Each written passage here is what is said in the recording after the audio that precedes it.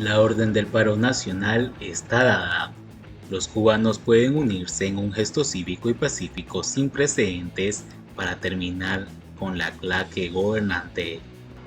Cuando parecía que nada faltaba por escuchar de bocas a los incompetentes funcionarios de este país, y cuando parecía que esto no podía ponerse peor, aparece en la mesa redonda el ministro de Economía Alejandro Gil para decir que ellos, los de arriba, saben que esto está malo y que no hay ni comida ni transporte y que los apagones son incómodos, pero la única salida es la revolución y el socialismo. Lo dijo con una mezcla de sarcasmo y bravuconería, como quien confiesa que va a matarte de hambre a ti y a tus hijos y lo tienes que aceptar, porque si te da por protestar, entonces te matan a palo o a balazos.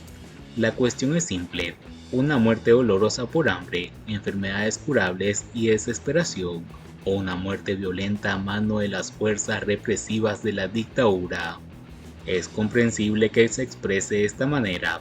Lo hace, en primer lugar, porque se cree impune, y también porque el pueblo cubano ha aguantado lo inimaginable.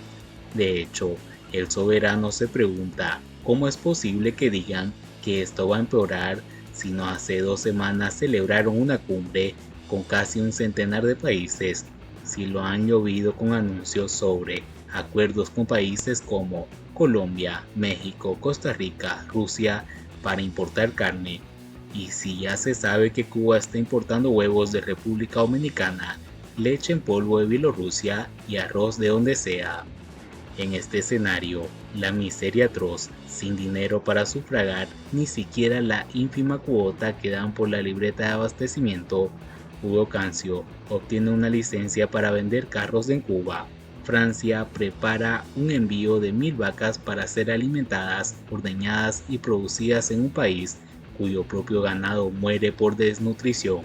Estados Unidos anuncia que permitirá a emprendedores de la isla abrir cuentas en bancos del país, y Miami organiza un encuentro entre empresarios cubanos supuestamente independientes y sus pares norteamericanos.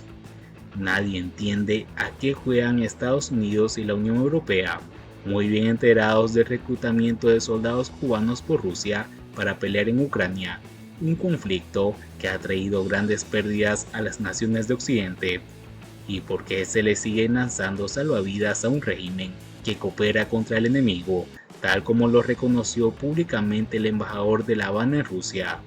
El Kremlin está exigiendo carne de cañón a cambio de seguir prorrogando la deuda de Cuba, y para nada está obligado a ser más generoso con la dictadura de Díaz-Canel. No han dado ni darán todo lo que insinuó Boris Tito cuando sonaron las campanas de una nueva manutención. No obstante, en algunas tiendas en MLC hay latas de spam con caracteres cirílicos.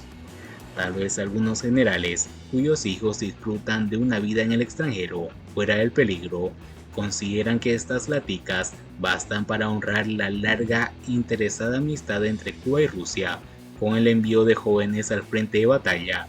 Así lo hicieron en otros tiempos, cuando no hubo padre ni madre capaz de imponerse entre la bestia verde olivo y el hijo que le iban a sacrificar en Angola o Etiopía. Cuba exporta mercenarios y el mundo libre insiste en transar con su régimen. El pueblo cubano sigue contemplando, resignado, cómo la isla se desangra en un éxodo terrible, mientras la Asamblea Nacional aplaude el llamado de Díaz-Canel a usar la guapería para enfrentar los problemas, como si no tuviéramos ya delincuencia suficiente. Ningún diputado gallito y defensor de la iniciativa privada dijo "esta boca es mía". Todos aplaudieron porque les conviene y se sienten protegidos por la maquinaria represiva que no ha visto esfumarse del todo sus prebendas. Díaz-Canel quiere a sus esbirros fuertes para que la próxima revuelta, que puede o no ocurrir, pero hay que llevar ventaja contra un pueblo hambriado, enfermo y muy temeroso de dejar a sus hijos desamparados en medio de lo que se avecina. Sin embargo, los cubanos no están obligados a poner ni un muerto más. También se puede mostrar el valor sin enfrentar a nadie.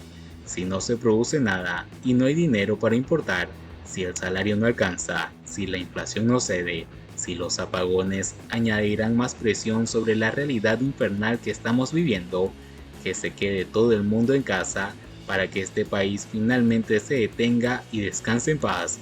Los cubanos pueden unirse en un gesto cívico y pacífico sin precedentes para terminar con la claque gobernante, que no haya empleados para atender al turismo y los trabajadores agrícolas abandonen la tierra, que los ingenieros renuncien a la agonía sin fin de sus vestiduras termoeléctricas, que los padres no envíen a sus hijos a la escuela y que los médicos decidan a conciencia que es preferible ir al hospital a decirle a los pacientes que no hay ni gasa o ahorrarse la angustia de ver cómo la gente muere o queda lisiada por falta de recursos en la supuesta potencia médica.